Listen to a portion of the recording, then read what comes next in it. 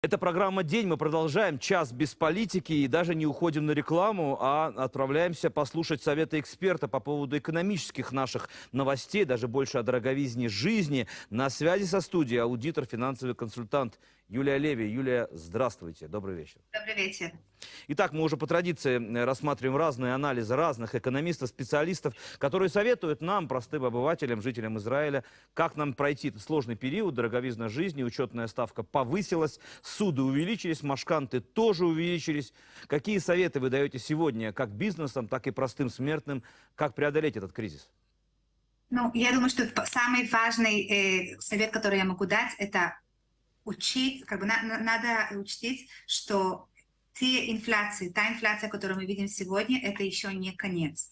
То есть в Израиле за последние 12 месяцев мы видим инфляцию в размере 5,2%. Это очень большие цифры, это самая высокая инфляция, которую мы видели с ноября 2008 года. То есть за 14 лет мы говорим о самом большом, так сказать, повышении цен, которые мы когда-либо видели.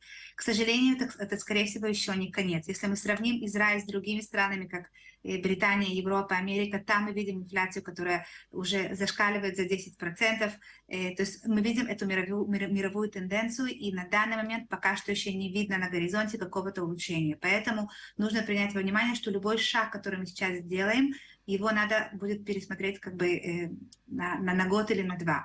Если мы говорим о судах, это очень больная тема и у бизнесов, и у семей, то, конечно же, надо взять во внимание то, что суды, которые были взяты в прошлом, скорее всего, на сегодняшний день нам надо будет платить за них больше, и это, конечно же, может повредить балансу в семейном бюджете или в бюджете бизнеса. Поэтому суды, которые были взяты, которые и так, так сказать, были выплачены очень с большими усилиями, я бы посоветовала пересмотреть, как-то переиграть их, изменить что-то именно в составе этих суд. Может быть, вместо того, чтобы взять суды, которые с праймом, переиграть так, чтобы это была постоянная, то есть как бы постоянный процент, который бы не менялся. И если есть возможность сделать суду, которая была бы не привязана к инфляции, это тоже очень неплохой шаг. Расходы, которые у нас есть и в бизнесе, и в семье. Если есть возможность отложить эти расходы, если есть возможность обойтись, это тоже неплохой вариант именно на сегодняшний день, так как мы понимаем, что доходы не всегда догоняют расходы тем же темпом, который бы нам хотелось видеть. Насчет доходов. Не у всех получается их быстро изменить, тем не менее надо стремиться к тому, чтобы они росли. Как это делать? Двумя способами. Если это наемный работник, то надо, во-первых, пересмотреть свои квалификации. Может быть, стоит вложить в какой-то курс, вложить в какой-то новые знания, чтобы можно было потом попросить повышения зарплаты. В некоторых случаях уже давно пора получить повышение, поэтому стоит это сделать как можно быстрее. Если же мы говорим о бизнесах, то в бизнесах не всегда можно быстро отреагировать, тем не менее там тоже есть некоторые шаги, которые позволят, во-первых, поднять цены, опять же, это цены, которые, может быть, легитимно поднять, это не просто так взять, проснуться один день и увеличить цену, а это должно быть какое-то обоснованное увеличение. И еще один очень важный совет в бизнесах, когда мы просим какую-то цену, очень часто как бы оплата откладывается. В некоторых случаях достаточно просто приблизить момент оплаты и не обязательно даже поднимать цены, этого уже может хватить. Еще один очень-очень важный момент для людей, у которых лежат деньги в банке, которые что-то накопили, какую-то копеечку на черный день. Очень важно понять, что 100 шекелей, которые лежали у вас на счету год назад, на сегодняшний день вы можете использовать только 94 из них, так как 100 шекелей потеряли свою цену. Это значит, что если у вас лежат какие-то более значительные суммы, их стоит перебросить в какие-то инвестиции, которые бы каким-то образом были привязаны именно к инфляции, которая сейчас есть. Есть очень много разных финансовых инструментов, которые стоит, так сказать, проверить, но очень часто оставлять деньги просто, чтобы они там лежали и гаснули, так сказать, и уменьшались на глазах, оно того не стоит. Еще один очень важный момент – это пересмотреть приоритеты в расходах. То есть очень часто мы платим за вещи, при этом не вникая, за что мы платим, почему мы это платим, надо ли нам это вообще. И тут опять же, если у нас будет достаточно смелости, чтобы прочесать все, пройтись через все счета, понять, за что мы платим, очень часто мы увидим очень лишние расходы, которые в свою очередь могут помочь. Насчет недвижимости. Многие сейчас думают, стоит ли покупать квартиры, не стоит. Они и так уже очень высоко поднялись за последний год в среднем на 20%. Тут, опять же, никто не может знать, но очень важно напомнить тот факт, что недвижимость — это всегда реальный, так сказать, актив, который стоит, так сказать, иметь, стоит в него вкладывать, и не всегда это стоит делать именно в нашей стране. То есть тут, опять же, если вы решили, что у вас есть какие-то деньги, которые вы хотите куда-то вложить, надо проверить все альтернативы. И недвижимость в Израиле, и недвижимость за границей, так как очень может быть, что именно сейчас выгоднее вкладывать в других странах. Все, что связано с лишними делами, лишними вещами, лишними, так сказать, покупками, которые в любой год мы бы, скорее всего, с легкостью на них потратили. На сегодняшний день стоит притормозить, стоит, может быть, переждать, стоит, на самом деле, обдумать, а надо ли нам это вообще, для того, чтобы попросту не тратить денег, которых у нас нет, на вещи, которые нам не нужны. А вкладывать больше в образование, вкладывать больше в инвестиции и как можно больше прислушиваться к разным вебинарам, лекциям, к разным советам экономистов, которые на самом деле дают иногда очень важные советы, которые могут повлиять на ваше финансовое положение не только Да. сегодня, но и в будущем. Вы дали очень много советов, я собирался все это так конструктивно и последовательно задавать, но вы на все сразу же ответили, и это хорошо, поэтому я сейчас задам общий вопрос, если будет время, обсудим еще конкретный общий вопрос. То есть я так понимаю, что вы говорите, что надо жить сейчас, нельзя пережидать этот период, а нужно адаптироваться, да, или приспособиться к тому, что происходит именно сейчас. Не нужно ждать какого-то периода, который будет когда-то потом, когда цены якобы понизятся, когда якобы цены на квартиры тоже, может быть, заморозятся или снизится, нужно все время адаптироваться к ситуации, которая происходит на данный момент. Я так понимаю. Да, Дарвин всегда говорил, что выживает не тот, кто самый сильный или самый умный, а тот, кто